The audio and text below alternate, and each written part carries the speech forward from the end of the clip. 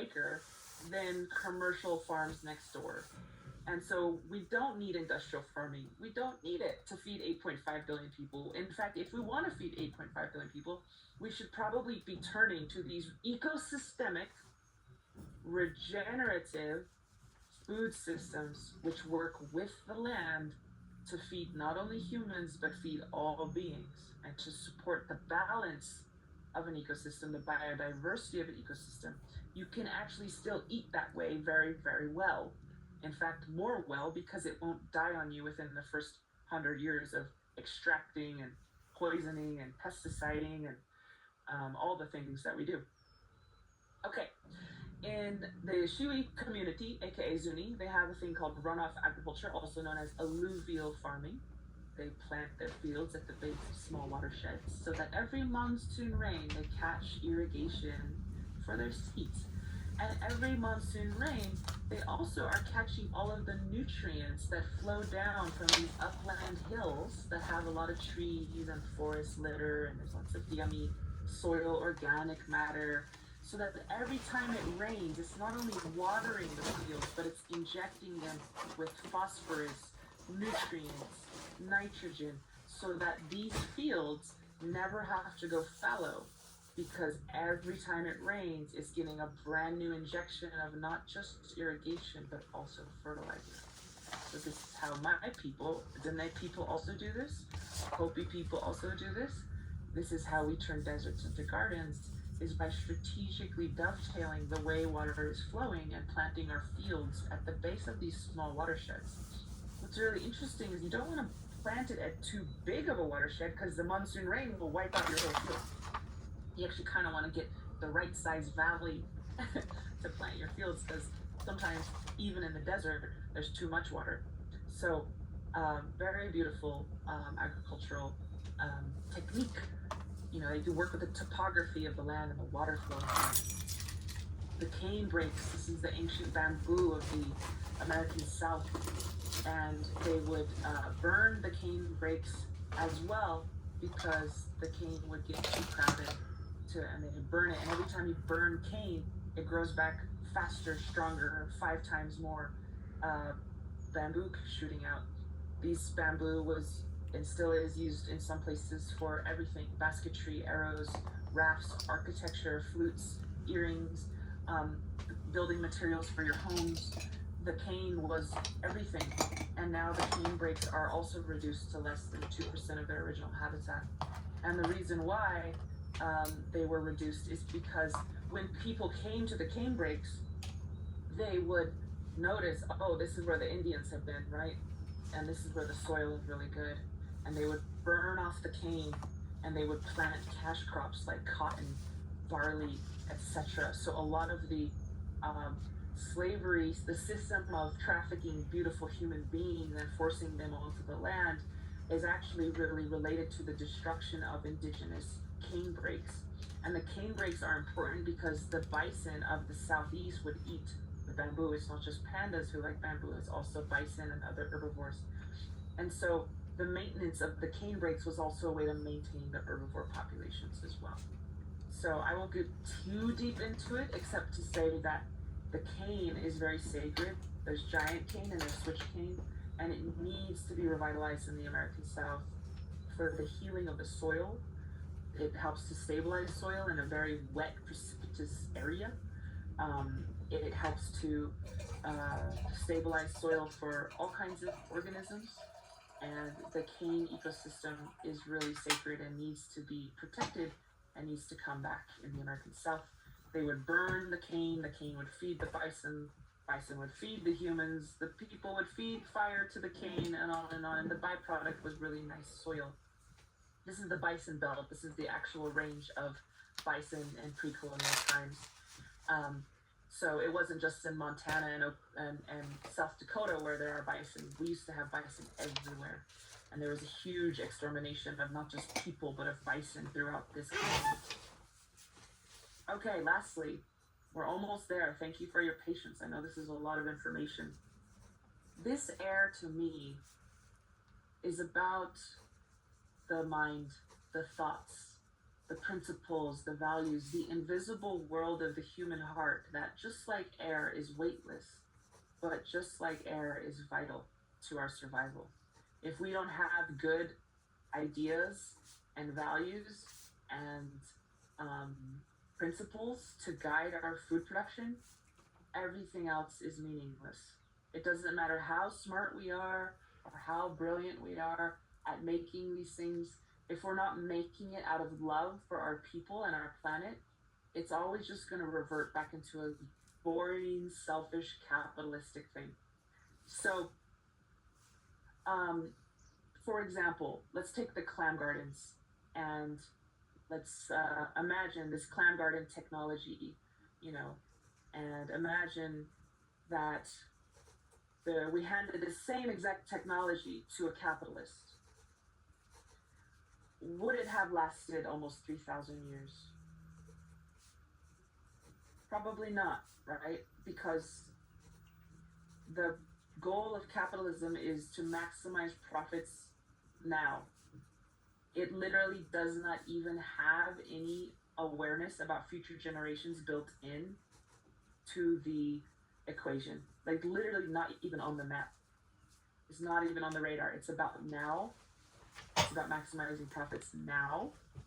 Before Joe maximizes them more than you better do it now, right? So that the air of a capitalist system is about short-term gain, blah blah blah, and preaching to the choir. You guys already know. But the air, quote unquote, of indigenous food systems is much different, and I'm going to talk about that right now. Because to me, it's not just important the hardware of the human being; it's important the software. It's not just important how we build the food system, but the spirit and the mind with which it is built. So to me, the software is the worldview, it's the language, it's the culture, it's the value system, it's what matters to us, it's our creation stories. That actually has more gravity on the situation than any of our physical being. Isn't that interesting? That the weightlessness of our worldview has more gravity and consequence on the world around us than the mass of our being. And I'll explain why. This is a value system example, a software, if you will, of the Anishinaabe people, the 7 grandfather teachings. And they are honesty, humility, wisdom, love, respect, bravery, truth. This is the software. It's almost like a disc. If you plug it into a human, they're going to act differently, right? If these are the core values, the virtues that they must live by, their actions are going to look different than if they are hierarchy, domination, resume building, celebrity culture, blah, blah, blah, right? People are going to act different. So imagine if our banking system was founded on these 7 virtues. Imagine if our education system was founded on these 7 virtues. Imagine if our marriages, I know that's probably the hardest one, right? Imagine if our food systems were founded on these 7 virtues. And this is what every grandparent was tasked with passing on to the next generation. And if you go to Anishinaabe territory today, in Wisconsin, Minnesota, you'll see these 7 grandfather teachings painted everywhere, on the coffee shop walls, in the schools, and it's just really like the most beautiful thing, that this is still what they hold on to. This is still what they say is the highest technology in the world, is something you can't even hold in your hand. It's only something you can hold in your heart. And this is the real secret sauce of indigenous food systems. It is not how we do it, it is why we do it.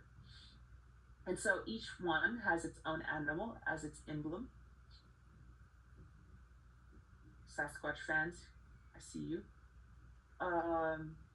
And I call this the ruler software versus the guardian software. The ruler software says we are the ruler of the earth, right? That's air. That's a worldview, and it's boring and it doesn't work. We've tried it a lot. It's not working.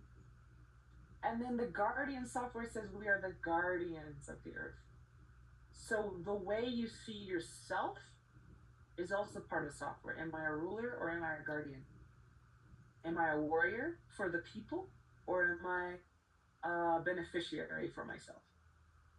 So this software, the Guardian, is is ubiquitous in all indigenous food systems. We see ourselves as guardians of the earth. This is my friend Colleen. She's holding a salmon in one hand and a glass of water in the other, because every morning she wakes up, she fights for the salmon, she fights for the water. That's all she does. She does not have an off button. She just is. That's her program, her operating system, her software is that I am a guardian of the earth. That is what, as my belief system, that is my value system. Those are my principles. And it has enormous effects on the world, because she's literally single-handedly, not single-handedly, she's leading a team to bring salmon back into the McCloud River as we speak. The metaphor of the bird bath is about our software as well. What is a bird bath? A bird bath is a gift to the birds. Humans don't benefit from the bird bath. Maybe we get to look at some birds, it's cool, but in actuality, it's a love letter from Homo sapiens to the earth, to species outside of our own. And Saint Francis de Assisi became a saint through his service to animals.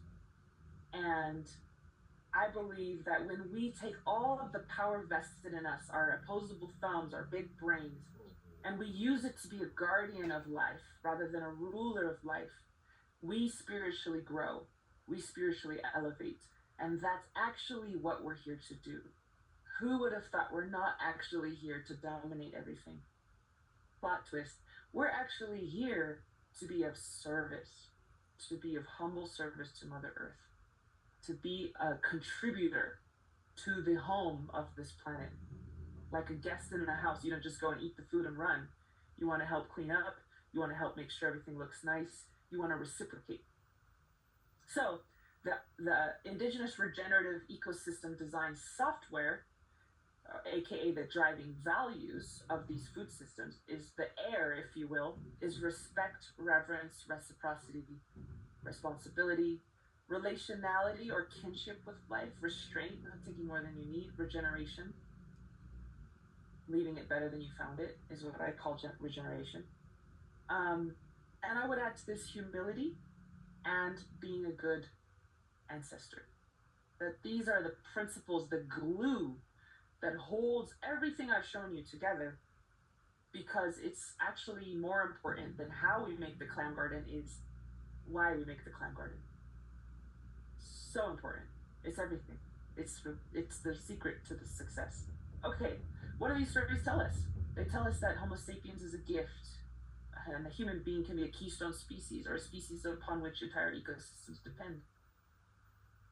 I call this regenerative ecosystem design, where you're actually working with the land and you're designing ecosystems that produce food. The characteristics are they're holistically designed, they're landscape scale, they're ecosystemic, they're millennial scale. Everything I've shown you is at least 1,000 years old. They're habitat expansion focused, so they're how do we create a home for our food instead of a cage for our food? Very different. There's a big difference between a home and a cage, and yet they serve a similar function in that our food is still among us and we can still harvest from it. But the spirit of it is different. So habitat expansion is the method of creating homes for our food. And it relies on a stewardship mentality, all of those virtues I talked about. So the key takeaways are humanity has been a keystone species before, we can become one again. Our technology does not need to change as much as our values do. We can take what we need while nourishing and regenerating Mother Earth at the same time. This is a win-win planet. It does not have to be either we're comfortable and the Earth dies, or the Earth is comfortable and we die. No, it's not that. We can be comfortable and help the Earth at the same time. Can't forget that. This is scalable if we follow the leadership of unique indigenous traditional leaders.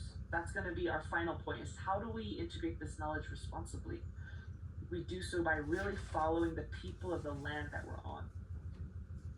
So I've talked a bit too much. We're going to stop there, and we're going to take a 5-minute break, and then we're going to come back. We're going to have optional breakout room, and those who want to stay in the big room for a Q&A can as well. But we'll see you again at 9 minutes past the hour And sorry to do this on Daylight Savings Day. That was not intentional. We kind of forgot that that was happening. So sorry for those of you who just joined us. Our bad. But yeah, we'll see you at 9 minutes past the hour. Thank you. Recording stopped.